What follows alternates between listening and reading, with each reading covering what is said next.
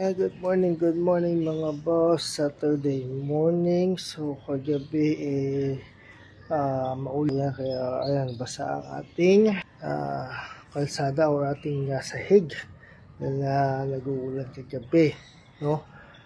So yan, may part pa rin na makulimlim ang panahon. Ayun, no? May makulimlim pa rin ang ating kaulapan. Ay, may part pa rin. Pero may part na wala na, no? So, ayan. So, kahit na makulimlim yung ating panahon, tayo pa rin ay mag-exercise, no? So, kailangan natin magbawi-bawi sa ating pag-exercise. No, kanya tayo sa ating ayan, halang ng asawa ko. Ayan. Ayan pa, may papaya. Ayan, pero medyo ano na yung papaya, pero lalago pa yan. At ayun, may okra dyan. Ayan. At may ampalaya. Ayan, may sitaw pa doon. Ayun, may sitaw pa dito. Ayun, may sitaw. Ayun. Ayun na, bunga yung sitaw. Ayan. Tara, simulan natin ang ating pag-exercise. Simulan natin.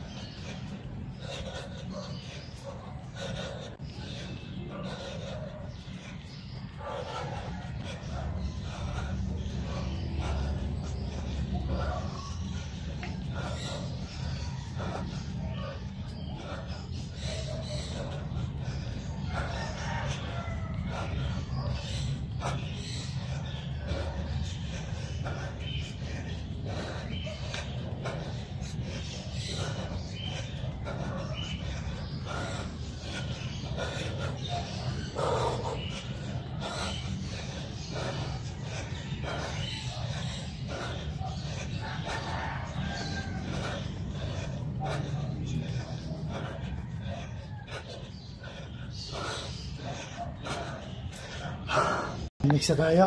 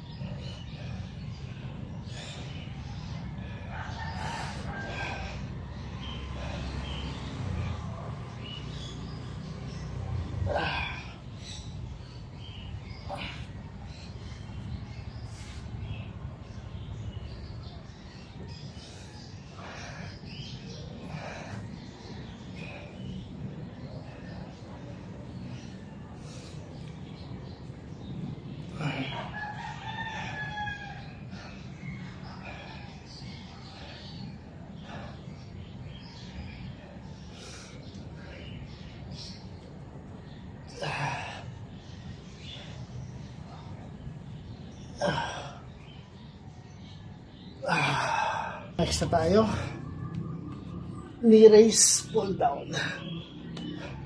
So ayan mga boss, at exercise na to para magawa nyo siya is kailangan nyo ng consistent motivation, patience, diet, at discipline. So kailangan nyo yung limang yan para magawa nyo ito exercise na to. Dahil kailangan araw-araw, linggo-linggo, at buwan-buwan ay ginagawa nyo siya. Kahit anong panahon ay ginagawa nyo ang exercise na to. Dahil hindi siya makukuha ng isang bagsakan lang na exercise. Kailangan araw-arawin, every week, and every month nyo siyang ginagawa para dire-diretso ang paglitan sa inyo. At maraming salamat credit to the owner sa exercise ito na nakita ko sa isang social media account ko.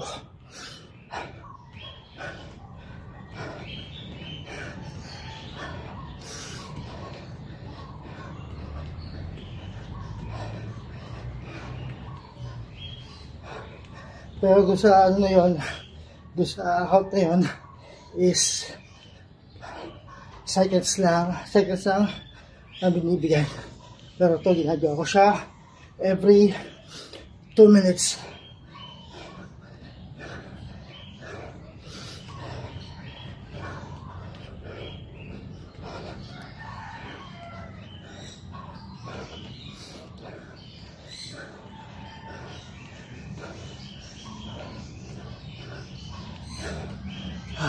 Next na tayo.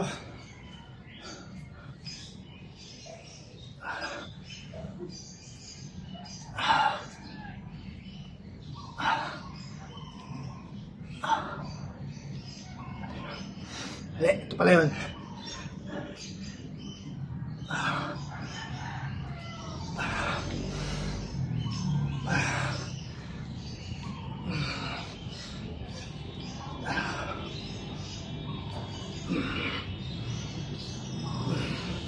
So kahit simpleng workout lang to mga boss, pagpapawisan ka pa rin sa kanya.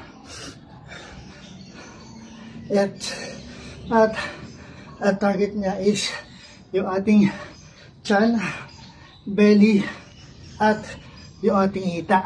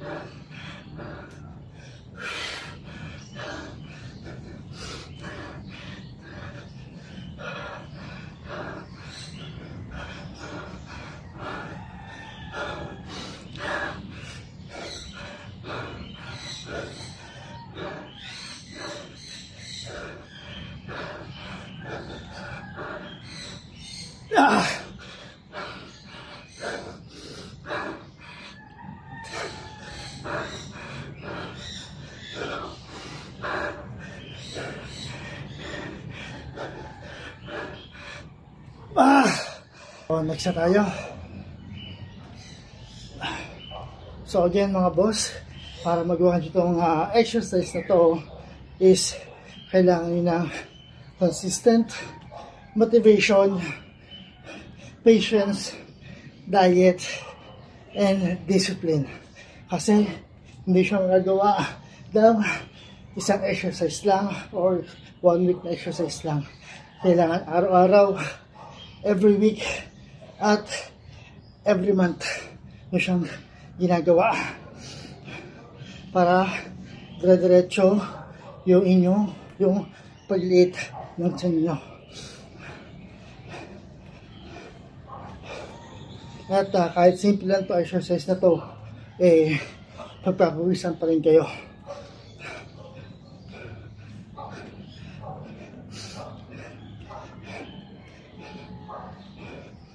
At maraming salamat ulit or credit to the owner sa exercise na to, sa gumawa ng exercise na to sa isang social media account ko.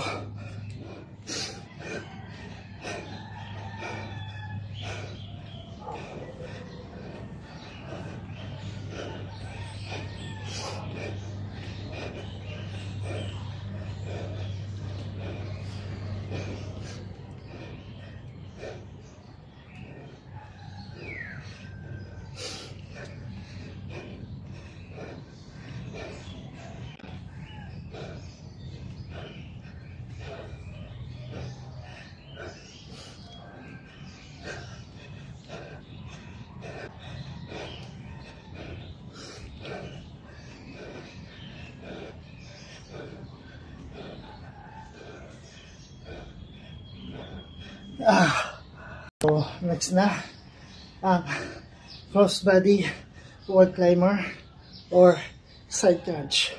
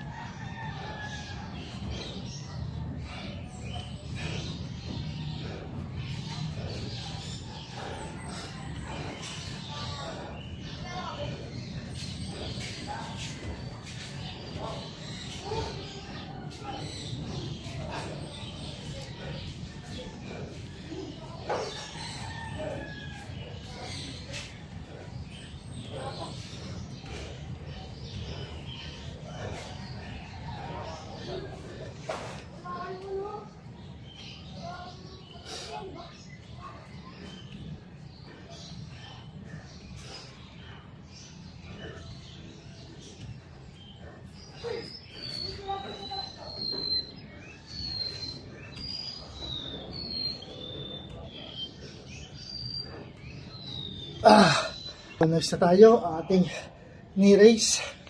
Ayan.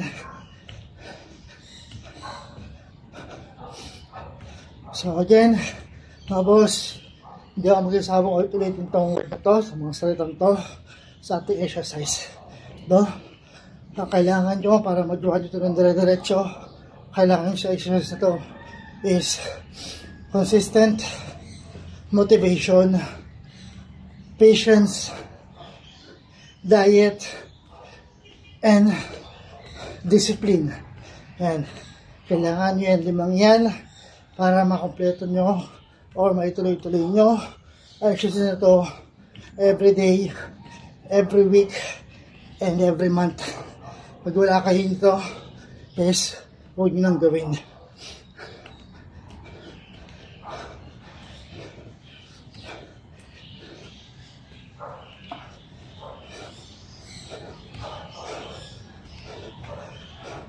So, ang tama na ito, exercise na ito, mga ginagawa ko is yung ating tiyan, ating belly or tagiliran, at yung hita or yung binti natin. Kasi, inaangat natin, bukod sa inaangat natin, yung tinatamaan din siya. Katulad nito, itong exercise na to is masakit sa ganito. Masakit sa ganito sa binti. And 15-minute workout lang to mga boss. 15-minute everyday. Magagawa nyo siya. 15 minutes lang everyday.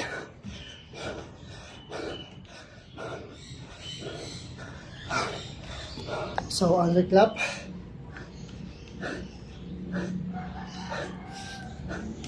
Yung sa huli lang natin is magiging 1 minute. Kasi kailangan every 2 minutes at 15 minutes ang ating ginagawa. Every day, 15 minutes to boss, every day. Kaya nyo to. Kung kaya ko, kaya nyo rin mga boss. 15 minutes lang every day. Kailangan nyo ibigay. Kahit anong araw, kahit anong oras, pwede nyo siyang gawin.